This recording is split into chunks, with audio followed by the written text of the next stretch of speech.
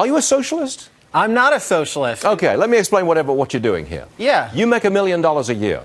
You run your own company. Right. You read a survey that says happiness increases if you get towards $75,000 a year. Right. And you want to spread some happiness within your company, right? What I really want to do, I want to have purpose, right? What I love about my work is that I have a purpose every day. I'm passionate about independent businesses, saving them money, giving them good payment processing services. And my team members are too. But sometimes if you're a little bit below what it takes to scrape by, that can be distracting from that passion, from that purpose that you have for what you do. And so I'm all about achieving at the maximum amount, but I want to remove those distractions and basically help people move forward. Look, I think it's a terrific idea. I think you're an extremely generous person, and that's a fact. You are. So you make $1 million a year, but you're taking a pay cut down to $70,000 a year, correct? That's correct. And you're taking some money from your profits and chucking it all into the big pot, so everybody makes $70,000 minimum. Yeah, but let me be clear. I think that this is going to be a great thing for our company. I think it's going to be a great ROI. I think people that don't think it's going to be an ROI, they're looking too short term. When you look ROI, that's return on investment. Return on investment. You're going to get something back for your generosity. Absolutely. And I actually think that the way we look at it is about trust and it's about values. So when you take care of people, they tend to take care of you. And about a year and a half ago, we instituted unlimited vacation for all of our team. And sure enough, productivity went up. Paid time off, even though it was unlimited, didn't really go up. When you trust people, they really take care of you. Okay. You can do this without raising the price of your service. Correct. Do that. You don't think you lose any kind of motivation because if everybody's up at that level, are they motivated to keep climbing that food chain? I thought about that. The other thing is I don't want anyone stuck at my company because they can't afford to work somewhere else. They'll have to take a pay cut. So those are some of the things that we have to work through. And I think with this change, we'll have different problems, different challenges.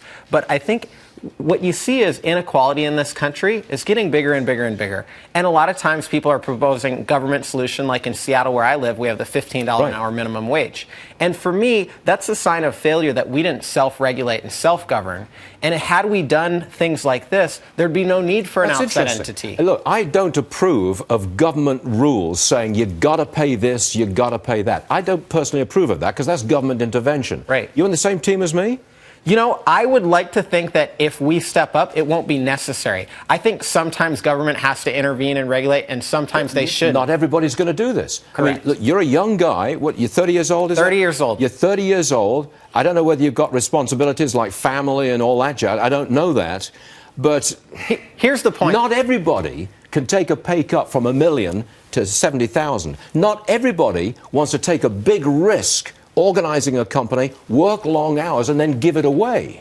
I think I should be paid market rate so that I, as a CEO, can be replaced if I can't work for some reason. And so I'll get back up to it. That's not an issue. It might take me 2, 3, 4, 5 years, and I'm willing to make that investment. So again, this is a short-term sacrifice for a long-term gain. But it is your company. It is my company, so it's my decision. And I appreciate your point, how it's nice for me to be able to make this decision. And I agree, but I do think there is also a moral imperative of us as leaders to try to do the best we can for everybody. And I think if we step up and take these problems seriously, there will be less need for politics to be involved. Okay. I looked at the videotape when you made the announcement. I think that's gone viral, by the way. It was crazy. You've lit up the world with this thing. Every guy, look at him. Every single guy, ones that I can see, most of them, they got beards. What's with that? We're in Seattle. We got to be a little hipster. Look, they're all over the place. Cool. Beard after beard after beard. We like those beards right now, growing it in, just trying to look good, right? It's a Seattle thing? It's a Seattle thing. It's a Brooklyn thing. It's a young people thing. We're enjoying it. Young people? Yeah. Is that a dig at me? I have to tell you, though, the thing that will surprise you, people keep asking me, are getting flooded with resumes. I'm getting flooded from my clients and other independent businesses that want to do business with us, that want to purchase from our company because of these values. So it's a little bit different spin, and there actually is a competitive element to this, which I think you'll like. I do like it. Yeah. Was it a publicity stunt? No, it wasn't. And I actually didn't. I thought that we might get a little bit of publicity, and it could pay 5 or 10%. Are you a leftist who wants to lead the charge for egalitarianism? Is that you? I'm not a leftist or a righty. But what I do want to do is I want to find a practical solution to solve the problem. Okay. And if Republicans or Democrats or progressives or conservatives want to take credit for it, so be it. Let's fix the problem. I'll be happy. I don't care about the credit. Look, I'm